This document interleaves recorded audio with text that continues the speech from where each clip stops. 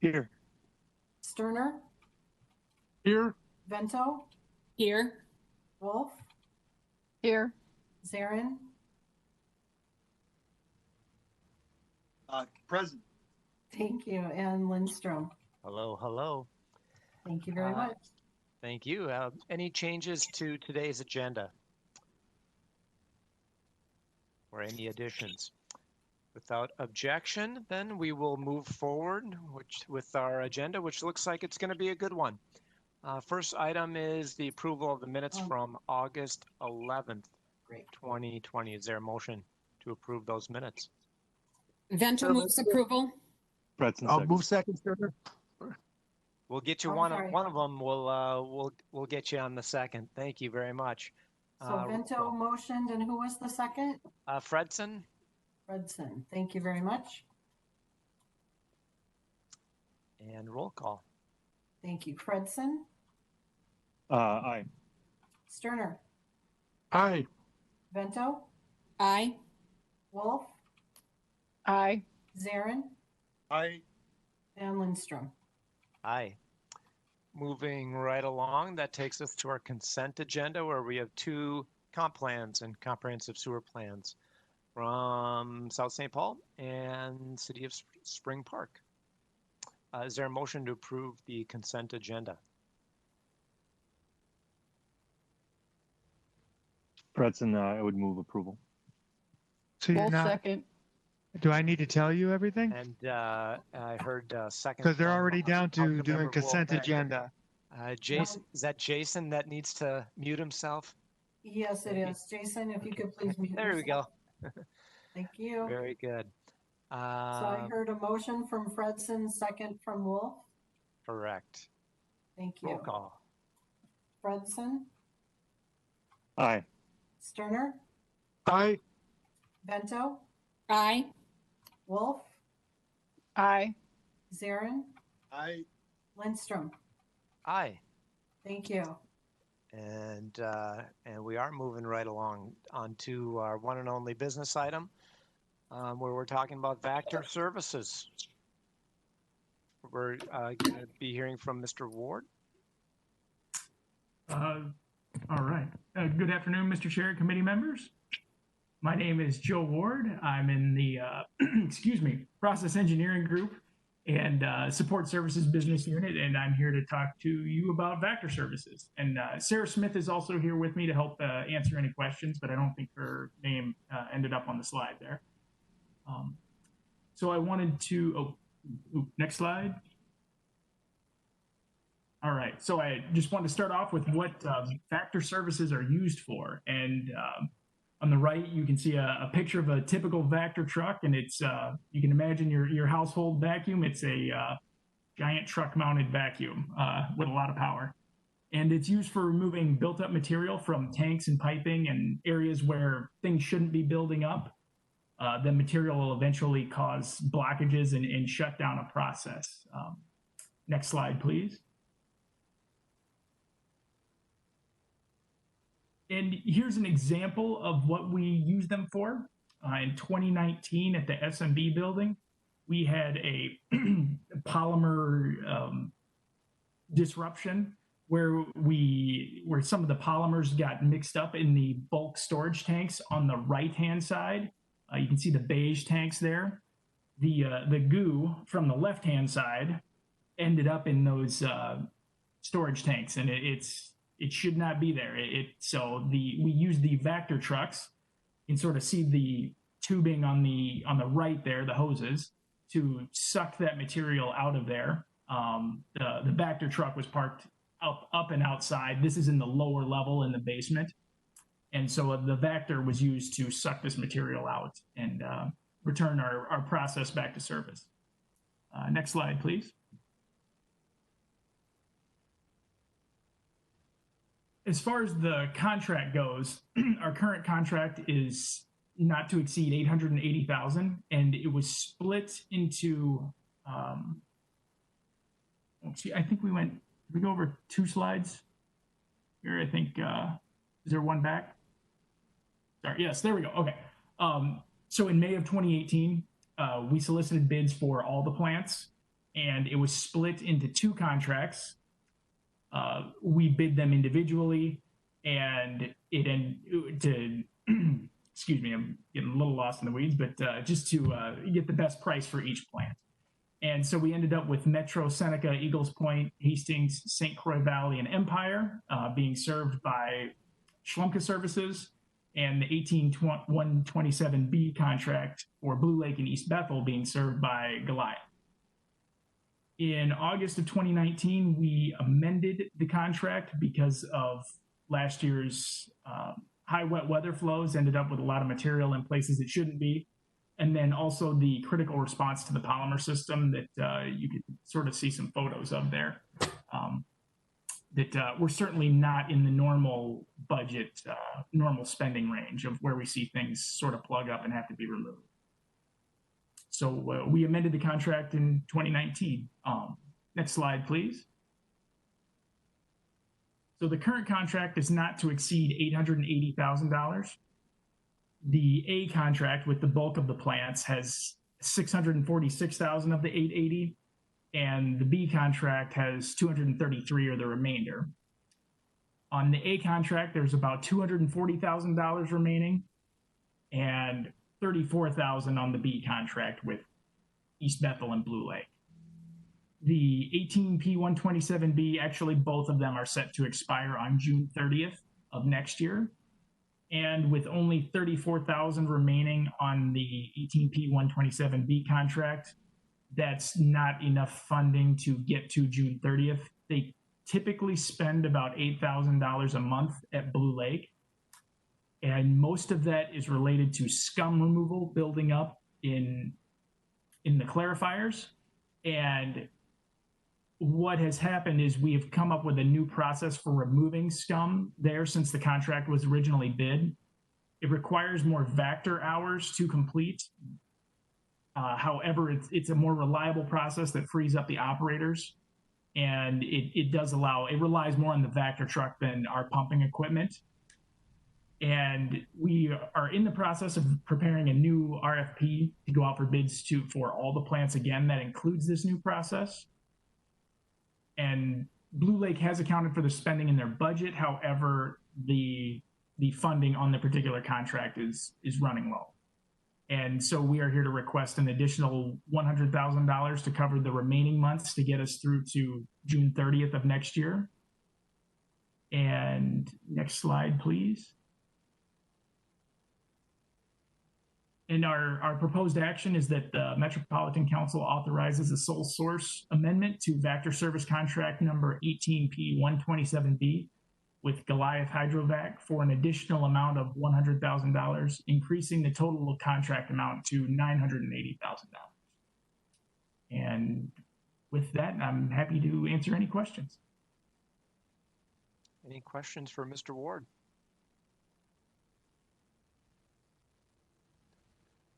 I remember when that polymer disruption happened a year or so ago. Man, I had not seen a photograph of it though, and it looks pretty nasty. I see Councilmember Zieren's got a question or comment. I do. It seems we're revisiting this quite often. Can you run me through the logic of why we don't own our own truck and hire a person to operate that truck since we're using these services on a regular basis? Mr. Chair. Yes, Mr. Ahead. Chair. Oh, sorry. Mr. No, Chair. go ahead. Okay, thank you. Mr. Chair, committee members, that's a little before my time, but I believe the answer to that is that we do have our own trucks that are used by interceptor services. However, we run into scheduling conflicts. As an example, if interceptor services is vectoring out manholes, up in East Bethel, and all of a sudden, Blue Lake has sort of a blockage down there, and they need the guys from East Bethel to pack up and drop everything and hustle down there. I believe my understanding is that that's, I guess, sort of what the issue is just a scheduling manpower I don't know if anyone, Sarah or anyone else has anything to add to that, but that's my understanding of the background of, I believe it has been looked at in the past. Chair and council members, this is Sarah Smith. Yes, I believe that Joe Ward's response to that question is accurate, that it's a timing, being able to be timely and efficient and more cost effective for us to be able to use these services as opposed to do them ourselves. Thank you. Any follow-up, council members here? And then Yeah, I think Lisa may have a point to make as well. Okay. I just wanted to thank them for their answer, and that's it. Thank you. We will get you some more specifics as to why we've split this, but we do have some Vector trucks that we use within the interceptor system. We do not use them often enough, has been our past record with the plants. So to invest in the cost of an additional Vector for the plants is something we have to just keep looking at. Are we doing enough of this to justify versus the contracting or not? The complexity of scheduling interceptor to do the plant work didn't seem to make sense at the time, given what we were paying for contracting for the amount that we had. But as that volume is growing or the situation's different, we have to keep looking at that. So we can get you a little more detail in terms of why it is or isn't a decision of in-house versus continuing to contract. Hopefully that gives you a little bit more idea that we do look at this question of, is it best for us to do it in-house or is this to be contracted? Because there's price points and breaks, and sometimes it's better to do in-house and sometimes external. Thank you. Great questions. All right. Any other questions? So, Mr. Ward, you're looking for a motion to move forward on this contract. Is that Yeah, correct? that's correct. Okay. Yes. Is there a motion to that effect? Wolf moves the staff recommendation. In a second?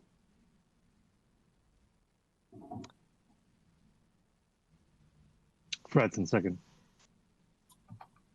Fantastic. Roll call, please. Fredson, Aye. Sterner, Aye. Bento, Aye. Wolf, Aye. Zarin, Aye. Lindstrom. Aye. Thank you. Thank you. Thank you. Thank you, Mr. Ward. Appreciate it. Excellent presentation. And that takes us to our information item where we have a report on MOSAC and their activities, and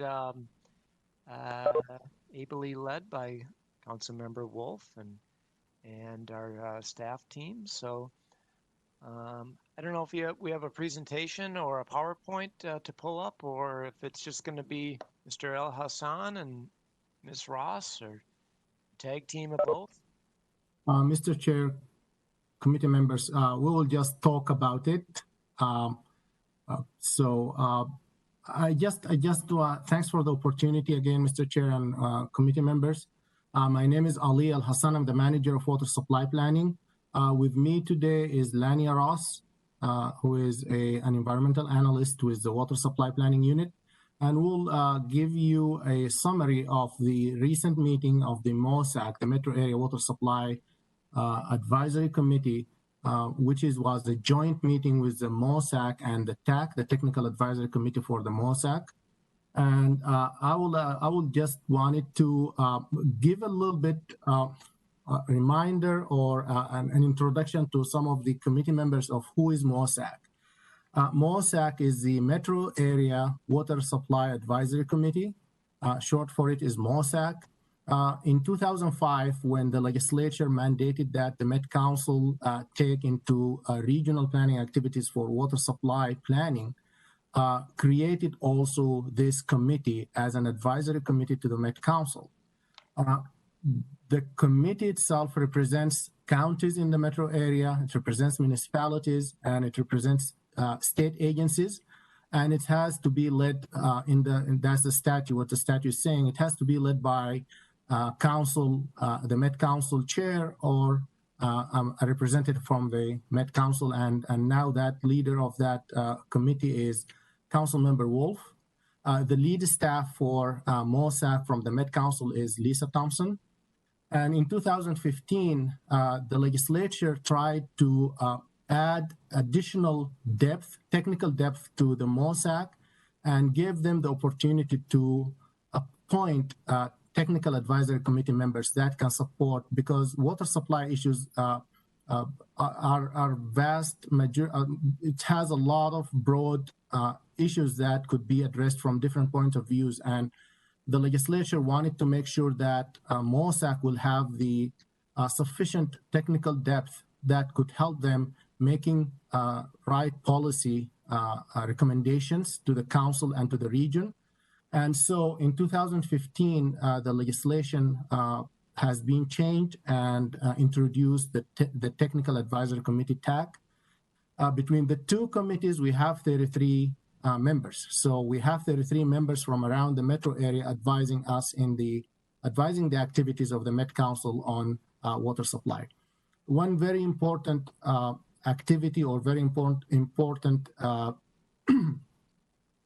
job for MOSAC is to approve the master water supply plan. When we develop the master water supply plan, which is every 10 years and updated in between, MOSAC has the approval of authority before it comes to the council for adoption by the Met Council and the other agencies. We used to have MOSAC meetings more frequent. It used to be quarterly, and sometimes, especially when we are developing the master water supply plan or the systems plan, the water resources policy plan, MOSAC meets more frequently so that they can provide their point of view on the issues that's raised in these plans that the Met Council is developing. And but recently, because of COVID-19 and all of the issues that we have, we didn't have a lot of meetings. The most recent meeting was in August 25th, and that's when we had the joint meeting between the two committees. And with that, I think we'll have 3 points that we'll talk about in the agenda for MOSAC and TAC on that day. And I will let Lanny address the first two, and then I will address the last one. Thanks, Ollie. Can everybody still hear me okay? We can. Excellent. Yeah, it was our first online meeting of both of those committees, and it was good to see everybody again. We kept it fairly simple, the meeting agenda. We wanted to share with the committees Metropolitan Council's report to the Minnesota legislature about water supply planning activities, which is a report that was due on September 15th as part of the EQB's state water plan. And so at a past Environment Committee meeting, you may recall that we shared an update about that report.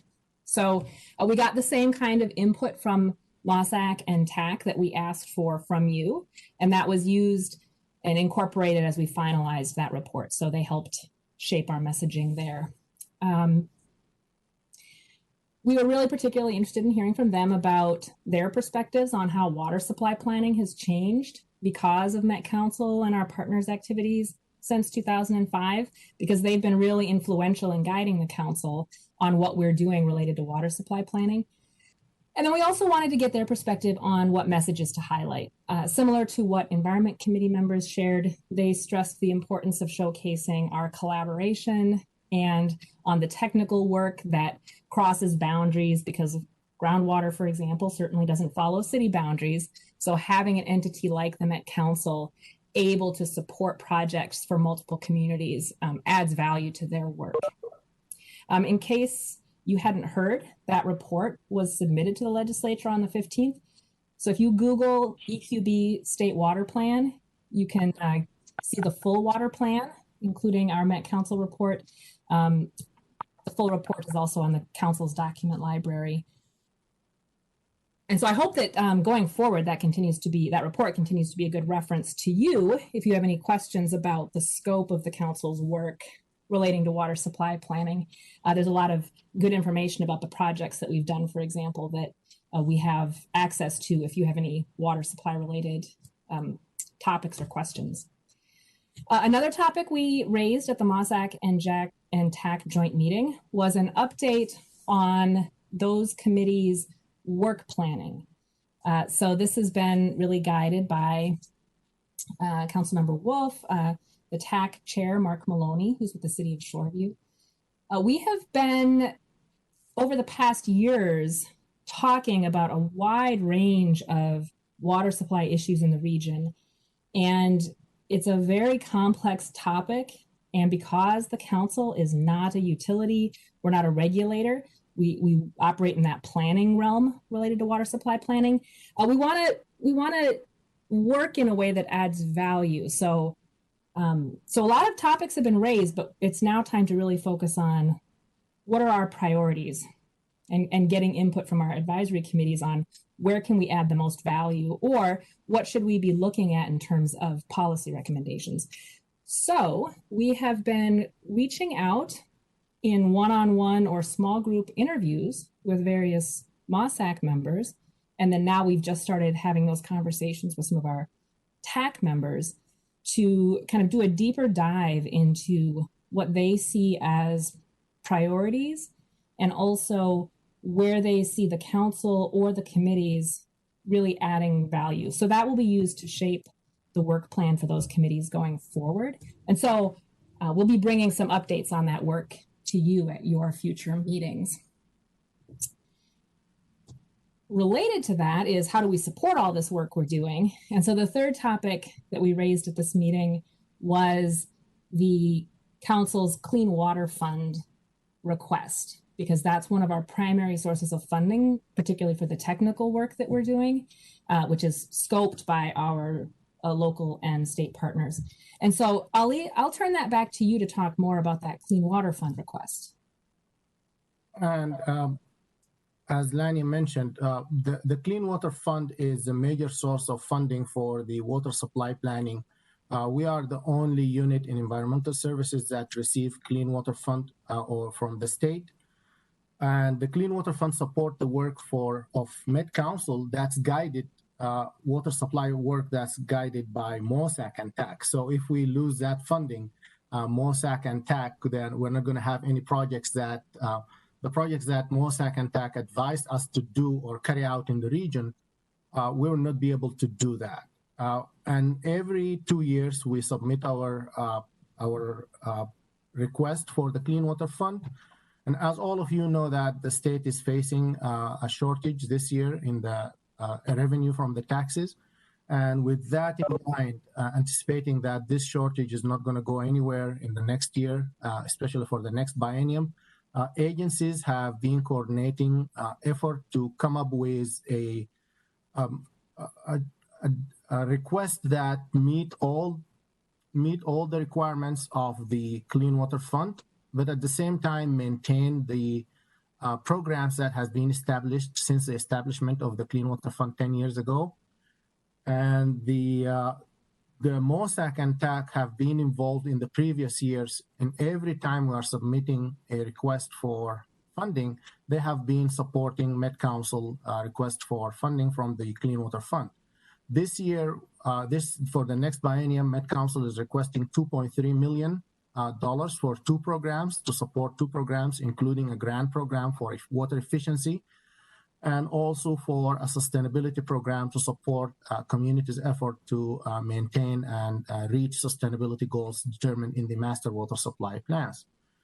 And we are requesting again support from all those communities represented in MOSAC and TAC, and also the communities that they work with for our request, because all of this funding is actually going to the communities.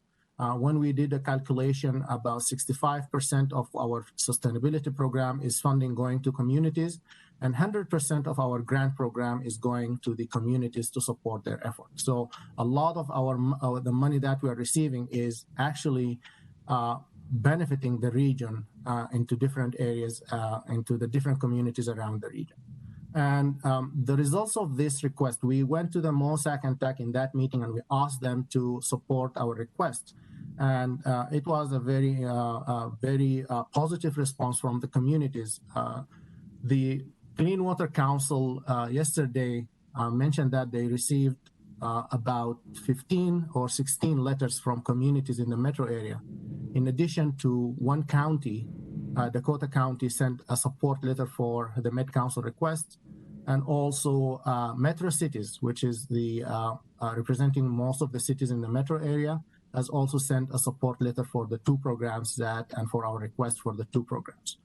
And we would like to build on this relationship that we have with the MOSAC members and the communities in supporting getting funding for some of these projects that really help the communities achieve their sustainability goals and implement their local planning goals for resiliency and water safety, and helping them with that.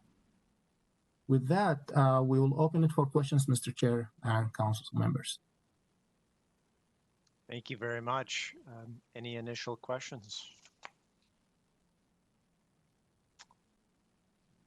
And I think I see everybody's face, those of you that are sharing video. But if I can't see your face, just feel free to pipe up.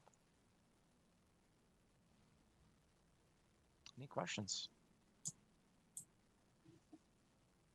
So are you both pretty optimistic that this round of funding will go through, the clean water request? Mr. Chair, we hope so. The agencies are coordinating among themselves in a very good way with the Clean Water Council in coming up with a request that could meet the amount of money that could be available for Clean Water Fund, from Clean Water Fund. As you know, Mr. Chair, this is an iterative process. There will be another projection for how much money is going to be available in end of November, which is going to be crucial in determining how much money really we are having a target now, but that target might be again changing in November and in March of next year also. So the council's received 15 or so support letters plus a letter from Metro Cities. Did they happen to mention how many applications they have in? Like I imagine they've got a request. We've got our request in for 2.3 million, unless I'm not understanding correctly. But what's the competition look like? The Clean Water Council this is for the biennium for the next 2 years. The next 2 fiscal years, we are requesting 2.3 million out of 220 million. And agencies differs in size of request for that, and including all the environmental agencies, Bowser, Board of Soil and Water, PCA, Department of Natural Resources, Department of Health, and the University of Minnesota, and other entities outside the state agencies also can submit some of these requests for funding for projects that they came up with. So the total as of now is 220, and that's the target that we received from the Minnesota Management and Budget Office. That's kind of the initial target for now, but that's again could be changed if the tax revenue is up or down as projected and at the end of November. Good. Other questions, comments?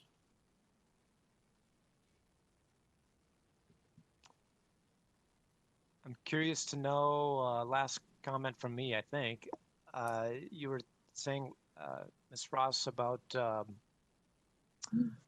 you were talking to MOSAC about how water supply planning has changed since 2005. And I'm just curious to know what were some of their comments? What was it like before 2005? I imagine there was much less coordination.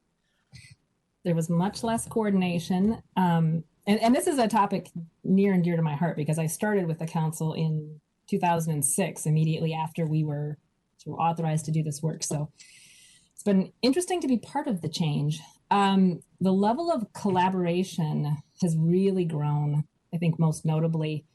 And the level of,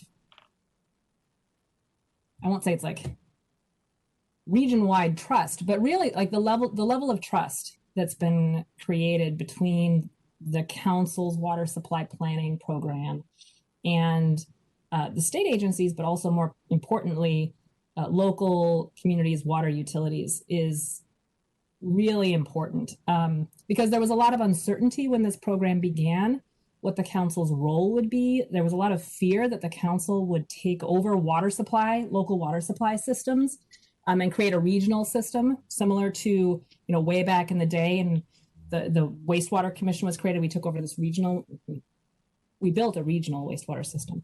But the drivers are the water supply systems and the wastewater systems are very different. And the drivers for how we manage them are very different. And so over time, really kind of laying out that the council is in a role to provide technical assistance, to convene and bring communities together on shared water supply issues and provide that support has been, I think, the most striking shift. If you look in the report, I'll send a link out after this too if you haven't yet seen it. I was really struck by the number of comments from outside partners supporting the work that we're doing. And that's something that just would not have happened in 2005. And so if you want to see different local perspectives on how we're bringing value to water supply planning, I think that the quotes included in that report are a nice sort of high impact short way to get a sense of that. Yeah, we'd love to check that out. I will be sure to share that.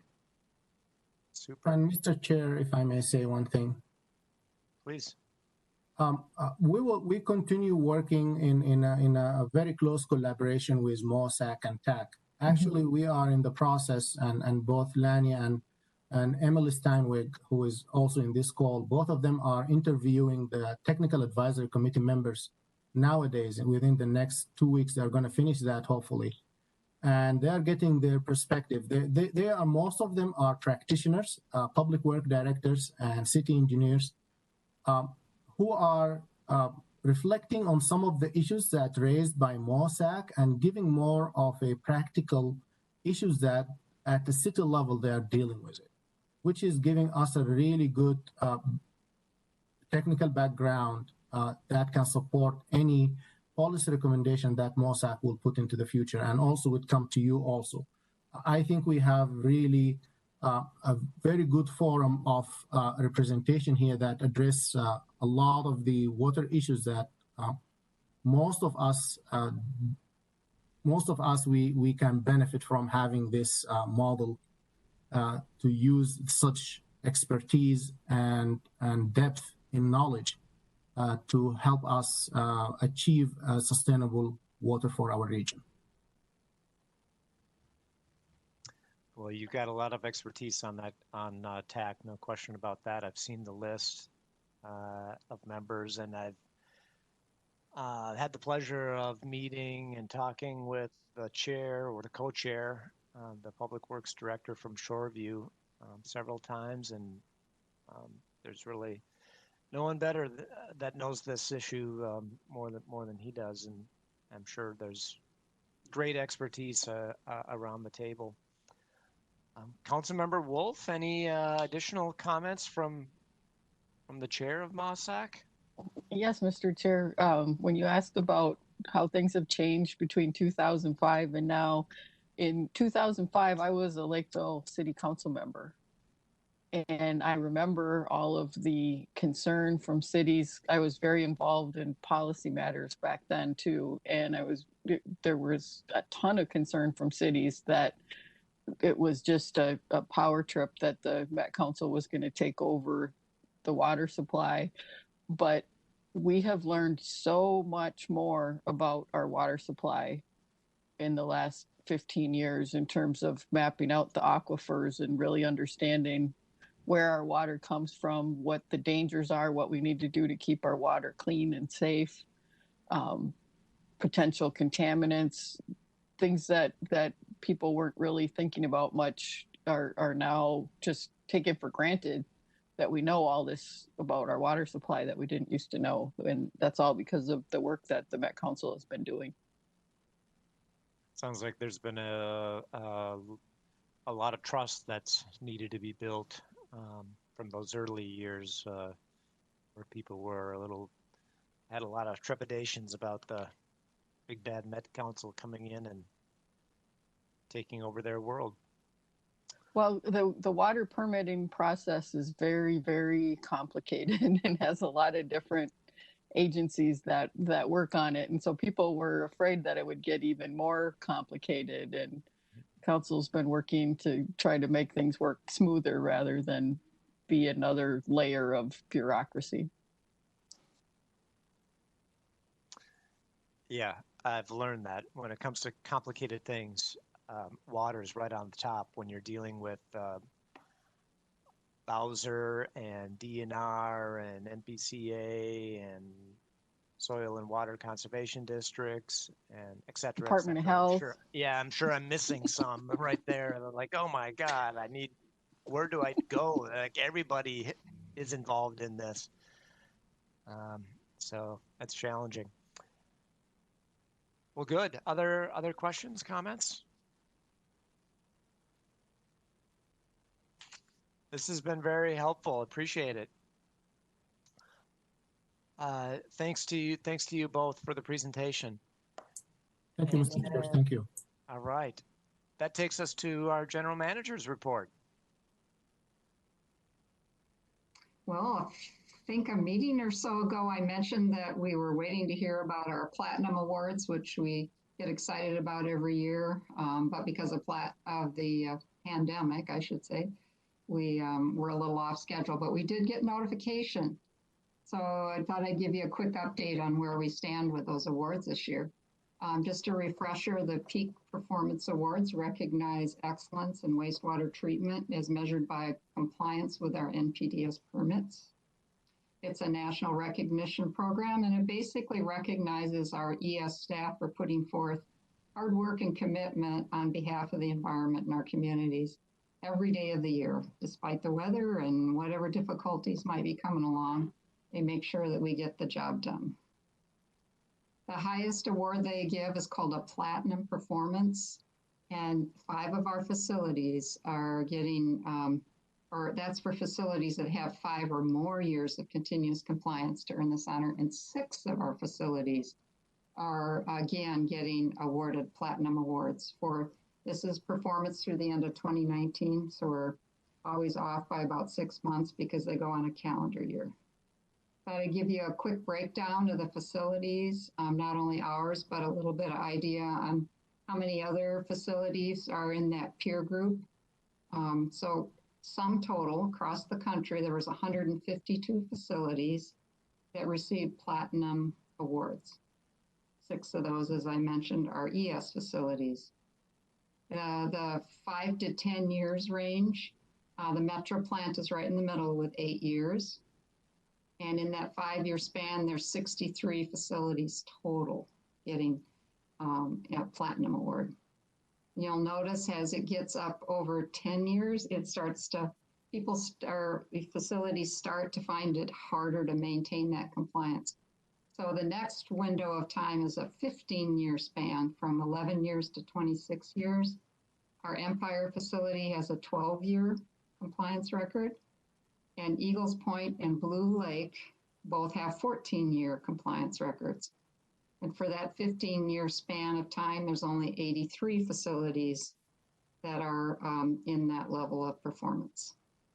And now we're up at the top. For the top 4 years of compliance, it goes from 28 years to a highest record of 31 years. And there's a total of 6 facilities. And we're down 1 facility from last year. And the year before that, we lost a facility. So what we have is 2 of our facilities are in that top 6. St. Croix Valley has a 28-year record, and Hastings has a 29-year record. And there's 1 other facility at the 29-year record, that's Ocean County, New Jersey. And last year, Dallas, Texas was in that category, but they fell off that list in 2019. And then there's 2 facilities with higher records. We have Ames, Iowa with 30 years and Hanover, New Jersey with 31 years. So we keep a close eye on those top numbers, always hoping that we'll keep pushing towards the top, but it gets a little anxious as we see some of these other really good facilities fall off in recent years. Then we also have another award category called the Gold Award, and that's for a year of perfect compliance. And our 3 other facilities all earned Gold Awards for 2019. So that would be East Bethel, that's their first year in that category, and Rogers, our newest facility, and Seneca for the 3rd year in a row is getting the gold level. So they're over the halfway mark to the Platinum Award.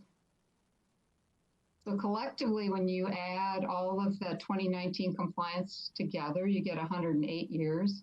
If you just look at the Platinum level plants, you have 105 years of continuous compliance.